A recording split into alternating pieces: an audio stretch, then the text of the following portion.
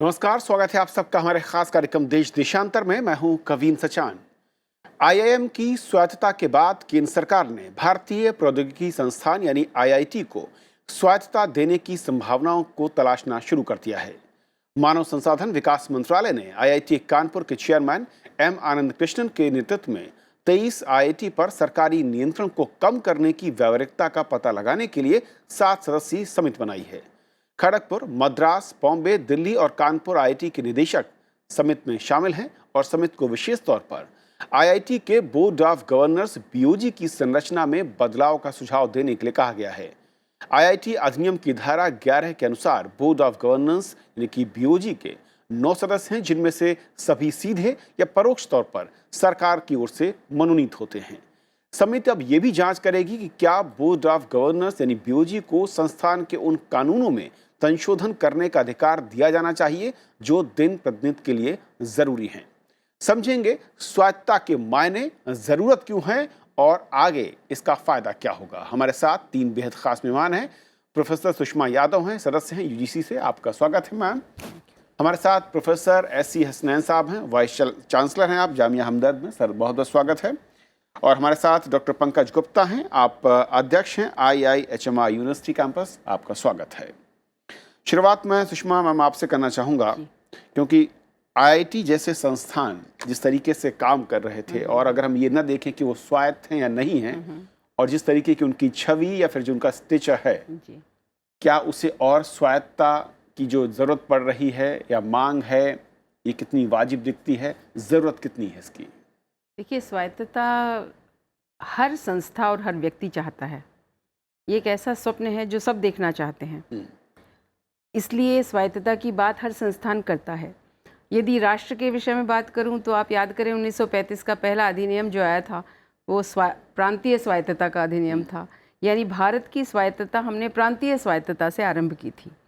और शिक्षा में भी स्वायत्तता की बात लगभग पिछले 50 वर्षों से हम करते आ रहे हैं।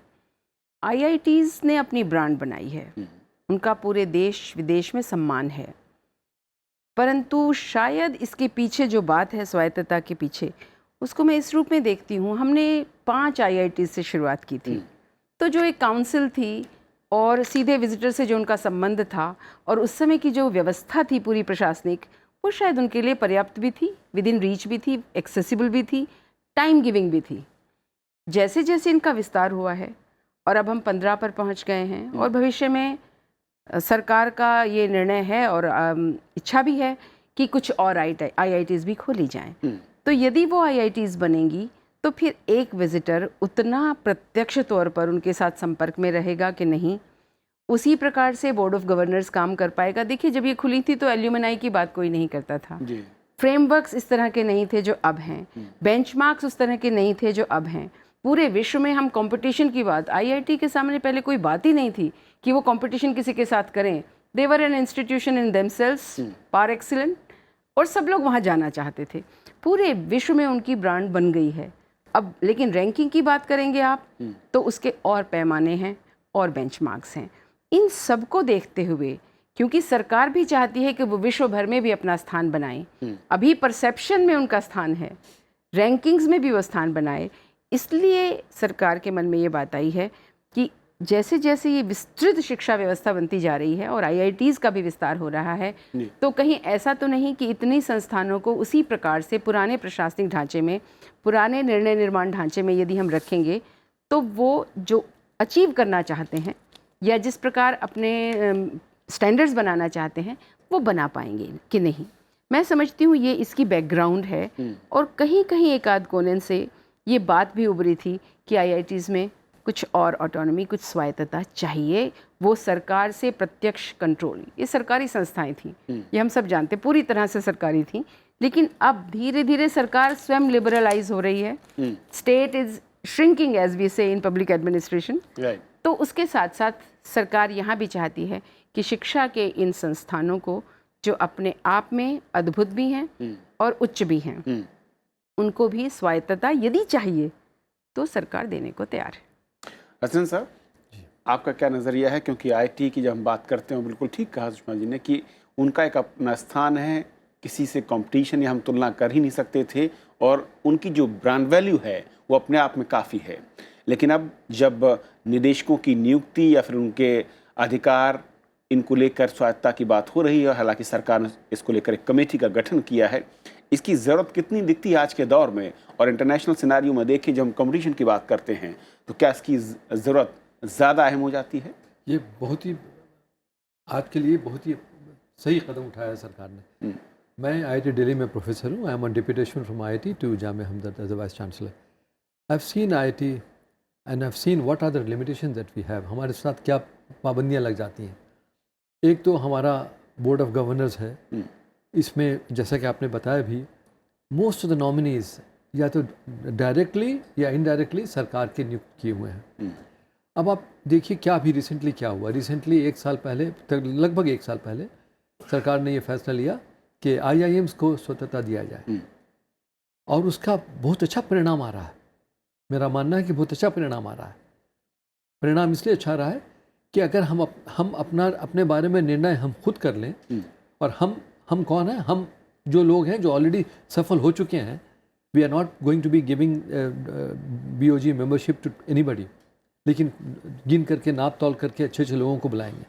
उससे I can think about my self better than बाहर का आदमी मेरे बारे में कुछ सोचे। ये बहुत, I will tell you example. IIT में we get the best people as faculty. हम व्हेन आई रिक्रूट पीपल, कोई 500-600 लोग अप्लाई करते हैं, उसमें से शॉर्टलिस्ट करते करते 10-12 होते हैं और उसमें से 1 या 2 को हम लेते हैं। They are the best available in the world. ये लोग दुनिया के किसी भी टॉप संस्थान में जा सकते हैं, उनको हमने लिया। लेकिन आने के बाद 5 साल 10 साल के बाद थोड़ा हम महसूस करते हैं कि ये लोग कहाँ खो गए। इतना अच्छा शोध कर रहे थे, इतना अच्छा काम कर रहे थे, ये कहाँ खो गए। काम हो रहा है IIT में, मैं नहीं कह रहा हूँ कि नहीं काम। हम लोग का, हमारी लैब भी अभी भी IIT में है, वह लैब काम कर रहे हैं। कारण सबसे बड़ा ये है कि हम लोग पढ़ाई में इतना ज़्यादा मिल जाते हैं, इतना ज़्यादा हम पर प्रेशर होता है लेक्चर्स लेने का कि हमारे पास समय ही नहीं मिलता शोध करने का। एक बार हम लोग स्टैनफोर्ड यूनिवर्सिटी गए थे डेलीगेशन के साथ, तो ये प्रश्न पूछा हम लोगों ने, वहाँ के जो प्रेसिडेंट कहलाते हैं, कि आपकी स्टैनफोर्ड यूनिवर्सिटी इतनी अच्छी यूनिवर्सिटी है और मेंटेन कर रहे हैं अपने आप को, आप ये कैसे संभव करते हैं? आपके जो फैकल्टी हैं, अध्यापक हैं, शोध भी कर रहे हैं, पढ़ा भी रहे हैं। उन्होंने बड़ा अच्छा जवाब दिया जो हम लोग के लिए भी लागू होता है।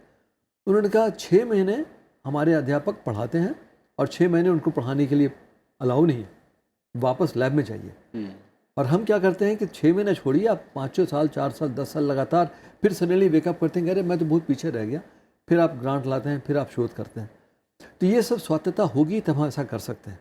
तो क्या अभी जो BOG का सिस्टम है और उसमें जो लोग नामित होकर आते हैं, उनकी अप्रोच वो नहीं जो वाकई IIT की आत्मा है और जिसको आप बढ़ाने की बात कर रहे हैं? उसका कारण सिर्फ ये है कि हमारी BOG बड़ी अच्छी, आई मस्ट से, मेरा जो तजुर्बा है उसके हिसाब से BOG ने कोई ऐसा पर्सनल इंटरफेरेंस नहीं किया है। लेकिन एट द सेम टाइम जो विजन देने की बात होती है कि किस पथ पर आगे जाएं, वो भी नहीं मिल पाता है। वो उसका कारण सिर्फ ये है कि हमारे BOG के लोग बड़े अच्छे लोग हैं, not that they are bad people, they are very good people, लेकिन उनके पास शायद समय नहीं है, और प्लस स्टेक होल्डर हो नहीं सकते हैं। भागीदारी होना बहुत ज़रूरी है। ये हमारा संस्थान है, इसमें हमारी भागीदारी होने अवश्य है। अगर हमारी भागीदारी नहीं होगी तो हम अपने बारे में कैसे सोच सकते हैं? डॉक्टर पंकज, आपकी राय सुनना चाहूँगा सबसे पहले तो कि जिस तरीके से ये है और जो प्रेसिडेंट साहब ने कहा, क्योंकि वो जुड़े रहे हैं IIT के साथ में, तो साफ तौर पर कि अगर आप भागीदार नहीं है, उसके स्टेक होल्डर नहीं है, तो उसकी दिशा और उसके भविष्य को लेकर वो चिंता नहीं हो सकती जो एक बाहर का शख्स वहाँ पर आने के बाद शायद सोचे। देखिए, IITs ने बहुत नाम कमाया है और काफ़ी अच्छा काम किया है, इसमें तो कोई शक की बात ही नहीं है। लेकिन एक कहावत है ना कि what got us here won't take us there, यानी जो हमें यहाँ तक ले आया है तो उसमें कोई ज़रूरी नहीं कि वो जो हमें जो आगे जहाँ जाना है वहाँ तक हम उसको कैसे लेके जाएंगे। तो नए माहौल में और नए तरह की सिचुएशन में नए तरह के सिस्टम चाहिए। और एक, जैसे मैं फाइनेंस एंड अकाउंटिंग बैकग्राउंड का हूँ, तो हम लोग का एक पुराना सा नियम होता है, वो ये होता है, you get what you measure and reward. तो इसमें देखने की आवश्यकता क्या है कि हम मेजर क्या कर रहे हैं, क्या, और जैसे हम रिसर्च की बात करते हैं तो रिसर्च में भी आप देखिए कि अभी जैसे इंस्टीट्यूशन ऑफ एमिनेंस में 3 IITs आई हैं, और जब हम वर्ल्ड लेवल की रिसर्च की बात करते हैं तो उसमें जो इम्पैक्ट आता है या इम्पैक्ट फैक्टर आता है या कितने हम नोबेल लॉरियट्स निकाल रहे हैं या किस तरह की चीज़ें हो रही हैं, तो हमें खुद पता है कि उसमें बहुत कुछ सुधार की आवश्यकता है। और उसके लिए जैसे सर भी ये कह रहे थे कि इसमें जो है हमें और ऑटोनॉमी और स्वायत्तता की आवश्यकता है। जैसे कि प्राइवेट यूनिवर्सिटीज़ में बिल्कुल क्लैरिटी होती है कि अगर आपको कोई बाहर के प्रोफेसर को बुलाना है मेंटरशिप के लिए, या आपने फैकल्टी को मान लीजिए बाहर ही भेजना है कि ठीक है तुम जाओ, या आपने कहा कि ठीक है आप ये थोड़ा टाइम के लिए आप इंडस्ट्री में काम करके आओ, तो उन सब चीज़ों की टोटल ऑटोनॉमी रहती है। और तो इन सब चीज़ों के लिए एक बड़ा अच्छा और प्रोग्रेसिव सा बोर्ड चाहिए। और आमतौर में मैंने जो देखा है, मेरा जो एक्सपीरियंस रहा है कि उसमें बोर्ड वगैरह जो होते हैं पूरे टोटल, उनकी average as it should be around 50 और less than 50, and we need to think about lot of radical ideas कि इसमें how many people are coming from alumni, how many from first batches, how many from the current batches. जैसे मैं हमारी university का काफ़ी strong tie up है with John Hopkins university, तो हम लोग को पता है कि उनके जो गवर्नेंस सिस्टम में कितने वो सुधार लाते रहते हैं फ्रॉम टाइम टू टाइम। और अगर हम खाली सरकार के लोगों को ही ला के रखेंगे जो हैं, तो उनको भी कई बार एक प्रेशर सा होता है कि उनको हमें एक पर्टिकुलर लाइन देखनी होती है। तो उस केस में अगर हम ऑटोनॉमी देंगे और लेकिन इसमें साथ में ये भी डिपेंड करता है कि ऑटोनॉमी टू होम। जो मान लीजिए डायरेक्टर बैठा हुआ है, कई डायरेक्टर ऐसे भी होते हैं जिनको ऑटोनॉमी अब ना दें तब भी जिनको जो करना है कर लेंगे। तो ये भी एक बड़ा इंपॉर्टेंट विषय होता है। जो आदमी एक सेल्फ अवेयर है, जो खुद जैसे होता है ना कि एकदम I am already self empowered, तो वो अपने आप में एक माहौल सा बना लेते हैं। फैकल्टी भी उनसे अलाइन हो जाती है, स्टूडेंट हो जाते हैं, फिर बोर्ड भी उस आदमी को नहीं रोकता है। तो क्वालिटी ऑफ डायरेक्टर्स, जो लीडर होता है कि how you are able to create self aware and strong directors. अभी का जो सिस्टम है डायरेक्टर सिलेक्शन का, उसमें बहुत कमियां हैं। जैसे बाहर की यूनिवर्सिटीज़ में क्या होता है, जैसे सिलेक्शन कमेटी बनती है, सर्च कम सिलेक्शन कमेटी, ग्लोबल सर्च होती है, उसके पहले सारा उनकी साइकोमेट्रिक टेस्टिंग होती है, लीडरशिप स्टाइल सर्वे होता है कि आप डिफरेंट परिस्थितियों में कैसे रिएक्ट करेंगे, आर यू टीम प्लेयर। ये नहीं होता कि साहब आप 10 साल प्रोफेसर थे, आपके फलाना इतना इम्पैक्ट इंडेक्स है, आपके इतने पेपर हैं, तो आपको कहा ठीक है आप एलिजिबल हो। लेकिन प्रोफेसर के साथ में और आपने क्या काम किया है, टीम वाले आपने क्या कार्य किए हुए हैं, उसका एविडेंस क्या है। इनके लिए जैसे जो सर्च फर्म्स होती हैं, जैसे कॉनफेरी, इस तरह की ग्लोबल फर्म्स होती हैं, उनको भी कई लोग हायर करते हैं।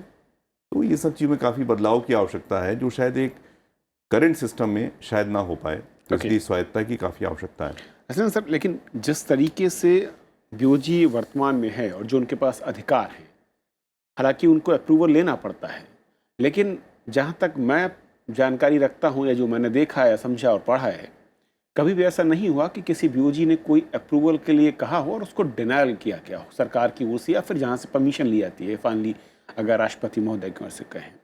तो क्या स्वायत्तता की ज़रूरत फिर भी है, क्योंकि आपका प्रपोजल या फिर आपकी सोच या आपके कदमों को किसी ने कभी रोका नहीं है, और इसलिए स्वायत्तता चाहिए कि आप पहले से ही ये डर महसूस कर रहे हैं कि अगर मैं कदम उठाऊंगा तो रोके जाएंगे, या फिर कदम उठाने से झिझक अंदर से है? ये मैं अपना ज़ाती तजुर्बा बताता हूँ। मैं हैदराबाद विश्वविद्यालय का 5.5 साल कुलपति रहा, वाइस चांसलर रहा। वो सेंट्रल गवर्नमेंट का इंस्टीट्यूशन है, सेंट्रल यूनिवर्सिटी है। मेरा पहला अनुभव था यूनिवर्सिटी की वाइस चांसलरशिप का। काम काफ़ी कुछ किया हम लोगों ने, उस यूनिवर्सिटी को इंडिया का नंबर 1 स्टेज पर ले आए। उसके बाद मैं IIT में प्रोफेसर बाय इन्विटेशन गया। आज के डेट में मैं एक प्राइवेट यूनिवर्सिटी का वाइस चांसलर हूँ, और मैं ये महसूस करता हूँ कि यहाँ जो निर्णय लेने की आखिरी स्थान है वो हमारा है।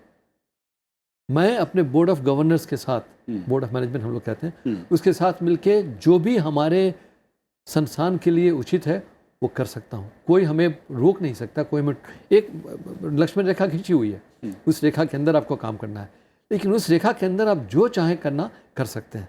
ये IIT के साथ नहीं है, ये IIM के साथ अब सरकार ने दिया है। ये मंत्री जी ने बड़ा अच्छा कदम उठाया कि ये IIM को दिया है, IIT को भी अब देना कोशिश कर रहे हैं। ये कमेटी बनाई गई, एक छोटा सा हम डेविएशन लेंगे। ये कमेटी जो बनाई गई है 7 मेंबर की, बड़े अच्छे लोग हैं, अनंत कृष्णन जी बड़े अच्छे आदमी हैं, वर्क विद हिम, कई कमेटी में हम लोग साथ भी रहे हैं, लेकिन इसमें कोई भी नए आईआईटी के डायरेक्टर इसमें नहीं है। नए आईआईटीज़ में और पुराने 5 आईआईटीज़ में आसमान ज़मीन का अंतर है। जो पटना में आईआईटी नया बना है या और जगह नया आईआईटी बना है, उसमें और पुराने, तो उनकी क्या समस्याएं हैं, उनका क्या सोचने की प्रक्रिया है, वो कैसे काम करते हैं, आपको उसका अंदाज नहीं होगा। आप IIT Delhi, IIT Kanpur, IIT Kharagpur के लोगों को ले लीजिएगा, तो ये थोड़ी सी कमी रह गई है। विद इन आईआईटी भी काफ़ी ज़्यादा फ़र्क है, बहुत फ़र्क उन है, दोनों बहुत फ़र्क है। तो उसका अध्ययन करने के लिए, उसका वाकई अगर आप चाहते हैं कि उनके बारे में भी कुछ जाने, तो ज़रूरी था मेरे विचार से कि एक नए आईआईटी के भी, किसी भी नए आईआईटी के मेंबर को भी इसके मेंबर का 7 मेंबर की जगह पर 8 कर देते, 9 कर देते, कोई नुकसान नहीं जाता।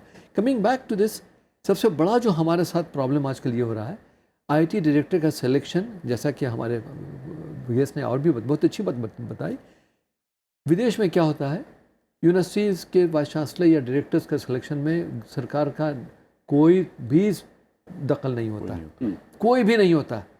और यहाँ हमारे मंत्री जी चेयर करते हैं मीटिंग को। ये तो this is self is, although we have had very good people, लेकिन ये प्रथा ही गलत है मेरे हिसाब से। ऐसा होना चाहिए जैसे अब IIM में शुरू कर दिया है। IIM का director now will be decided by the IIM council. तो शायद लगता है कि ये जो नया सिस्टम है शायद उसी रास्ते पर चलना चाह रहे हैं। बहुत अच्छी बात, बहुत अच्छा कदम है ये।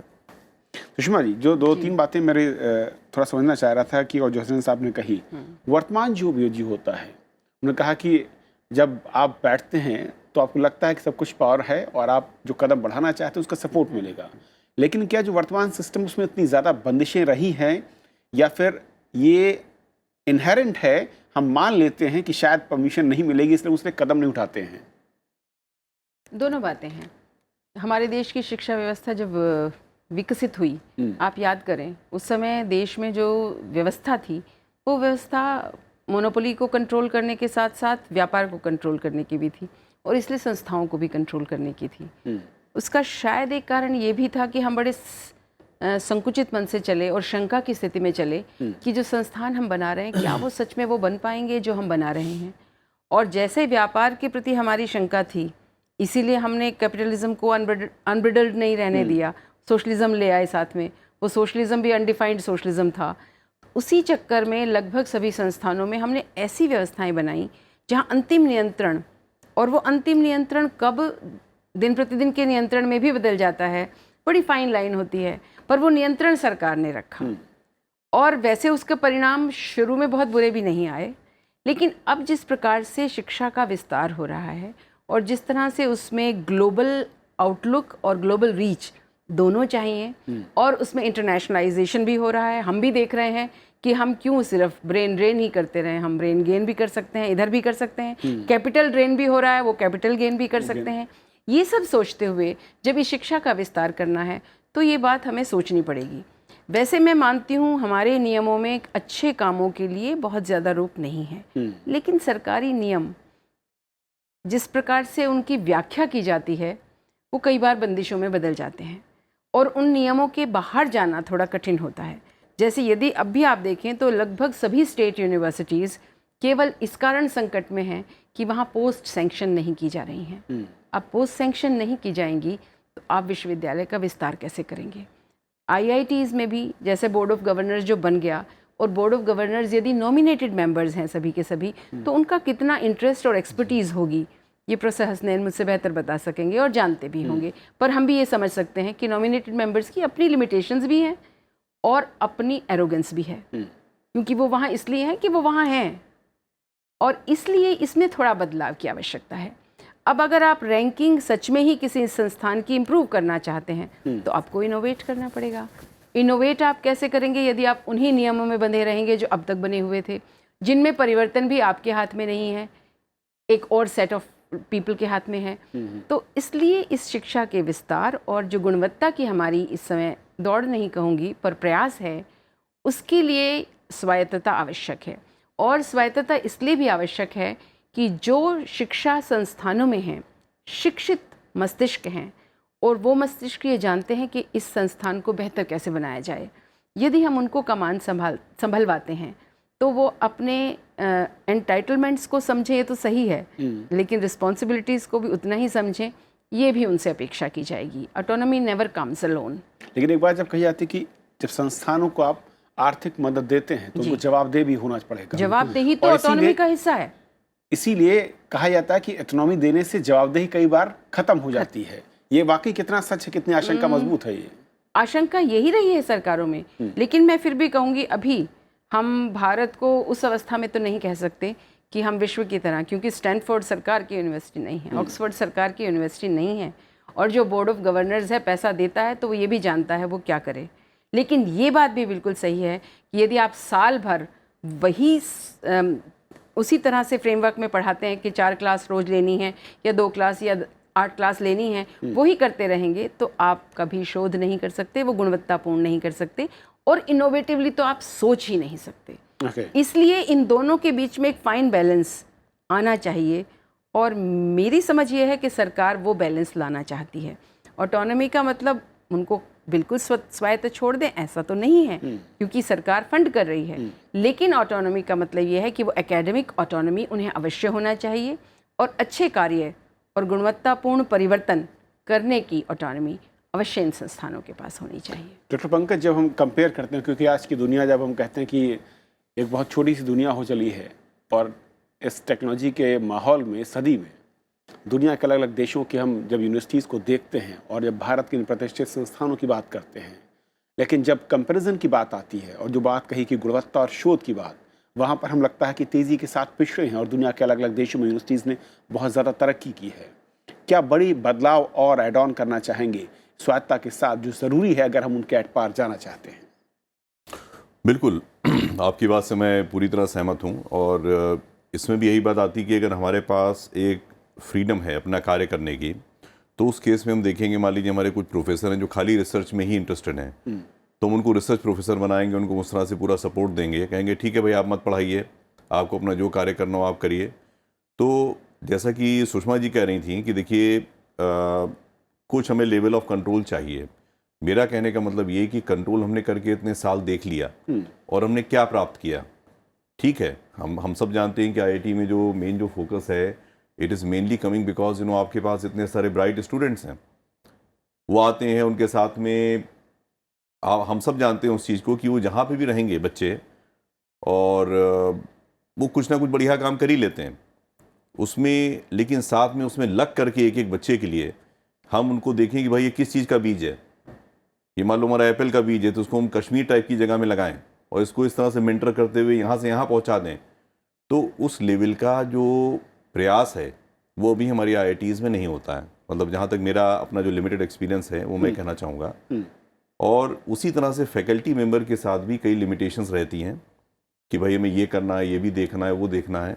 तो उस केस में एक रेडिकल वे में चीज़ों को देखना पड़ेगा, और उस पॉइंट ऑफ व्यू से बात ज़रूर आती है कि अगर हमने जो मेजरमेंट को हम थोड़ा अपना अलग तरीके से देखेंगे और लोगों को उस तरीके से हम दें कि भाई आपका इस चीज़ में आपका रुचि है तो आप इस लेवल में काम करिए, और ऐसा कार्य करें कि जिसमें खाली मनी फोकस ना हो बल्कि मीनिंग के ऊपर हम फोकस करें। सक्सेस, जैसे आजकल बच्चे अपने आप को बड़ा कहते हैं कि साहब हमें तो इतना प्लेसमेंट मिल गया, और बहुत बड़ी उन्हीं प्लेसमेंट की कहानियाँ कई बार होती हैं, लेकिन कितने बच्चे एंटरप्रेन्योरशिप की बात कर रहे हैं, कितने सोशल एंटरप्रेन्योरशिप की बात कर रहे हैं। हमारी देश में जो समस्याएं हैं, चाहे वो हेल्थ की हो, एजुकेशन की हो या इनइक्वालिटी की हो, उनके प्रति किसी का ज़्यादा ध्यान नहीं रहता है। तो उसमें अगर उस तरह के क्लस्टर्स बने हुए हैं, उनके लिए लोग कार्य कर रहे हैं, मनी और मीनिंग, सक्सेस और सिग्निफिकेंस दोनों की अगर बातें हो रही हैं, और साथ में बोर्ड ने भी उनको फ्रीडम दे रखी है कि मान लीजिए 1-2 साल अगर आप नहीं भी पढ़ा रहे हैं, कुछ कर रहे हैं, तो we are okay with that. क्योंकि बड़ी चीज़ कोई भी अगर क्रिएट करनी तो आपको उसके लिए लोगों को आइडेंटिफाई करना होगा जी, और उनको एक एनेबल करना पड़ेगा, एम्पावर करना पड़ेगा, तभी एक अच्छे लेवल के रिजल्ट्स आ सकते हैं। तो मेरे हिसाब से इसमें काफ़ी अलग तरह के सुधार की आवश्यकता है, और हमने देखा हुआ है कि अभी तक हम इसमें जो भी कंट्रोल करने की मानसिकता से, जैसे एक होता है ना पिग्मिलियंस इफेक्ट होता है कि हम सोच रहे हैं कि भाई बंदा ये ना कर ले इसलिए ये कंट्रोल लगा दो, ये लगा दो, लेकिन उन कंट्रोल का कुछ होता नहीं है। जिस तरह अथॉरिटी की भी बात आती है, डायरेक्टर को आप जितनी भी अथॉरिटी दे दो, ढेरों फैकल्टी ऐसी मिलेंगी जो उसको चैलेंज करने को बिल्कुल कर तैयार देंगे। रहेंगे। कई बार तो एक आध पीएन इतने पावरफुल होते हैं कि वो डायरेक्टर को हिला सकते हैं। नहीं, लेकिन मैं पूरी तरह ये बात नहीं मानती। कंट्रोल अगर अभी तक नहीं होता, आप देखिए बहुत सारे प्राइवेट संस्थान हैं, अभी तक वो यूजीसी पे स्केल्स भी नहीं दे रहे हैं। They are giving peanuts to the teachers, well qualified teachers. उतना कंट्रोल तो यहाँ आवश्यक है। आप इनइक्वालिटीज की बात कर रहे थे ना, उतना कंट्रोल आवश्यक है। हाँ, एकेडमिक्स को आप कंट्रोल मत करिए, लेकिन इतना मिनिमल आप ज़रूर उनके लिए इंश्योर करें। ये सरकार देखना भी चाहती है और देखना चाहिए। लिमिटेड निगरानी आप कर रही हैं, अवश्य सही चाहिए। कह रही हैं, लेकिन हम लोग का जो डिस्कशन आईआईटी के संबंध में हो रहा था, इसलिए मैंने ये कमेंट किया था। नहीं, स्वायत्तता के बाद आप नहीं जानते ना। अगर आप बिल्कुल ही कंट्रोल छोड़ देंगे तो आपको इस बात की क्या गारंटी है कि वहाँ भी ऐसा नहीं हो जाएगा। अभी तक क्वालिटी तो कम से कम वहाँ इंश्योर्ड है कि जो एक लेवल मिलना चाहिए वो उनको मिल रहा है। और IIT professors are well respected and well paid also. May be they go further, लेकिन उससे कम तो नहीं जाए। मिनिमम तो डिसाइड होना चाहिए ना। बेंचमार्क जो उससे नीचे नहीं जाना चाहिए। जो हसनैन साहब ने कहा, मुझे लगता है वो सबसे बेहतर लाइन है कि जिस तरीके से हमें और कदम आगे बढ़ाने का फ्रीडम चाहिए और जो सपोर्ट चाहिए, उसके लिए हमें कहीं जाना ना पड़े, वो पावर हमारे पास हो कि हम उसके फैसले ले सकते हो। लेकिन कंट्रोल थोड़ा सा इनेबलिंग होना चाहिए। इसमें कंट्रोल ये ना हो कि लोग भाई काम ही नहीं करेंगे इसलिए ये चीज फैसिलिटेटिंग होना चाहिए। तो इनेबलिंग टाइप का कंट्रोल अगर हो तो बेहतर है, और बल्कि उसमें बेसिक पॉइंट्स हो, ये चीज करना है। इसीलिए शायद सरकार ने जो कमेटी बनाई, 3 बड़े पॉइंट जो मैंने शुरुआत में कहा कि डे टू डे रूटीन के लिए जो काम हमें करने हैं वो यूबी के पास पावर्स देनी चाहिए कि नहीं, और दूसरा जो मेंबर्स हैं बोर्ड ऑफ डायरेक्टर्स के, उनका जो चयन है और जिनको रखने का अधिकार है वो कैसे किया जाए, इसको लेकर कमेटी खासतौर पर जांच करेगी। बहुत बहुत शुक्रिया आप तीनों मेहमानों का हमारे साथ इस चर्चा में शामिल होने के लिए। और हमारे कार्यक्रम को आप यूट्यूब पर देख सकते हैं। तो आज के हमारे इस कार्यक्रम में फिलहाल इतना ही। नमस्कार।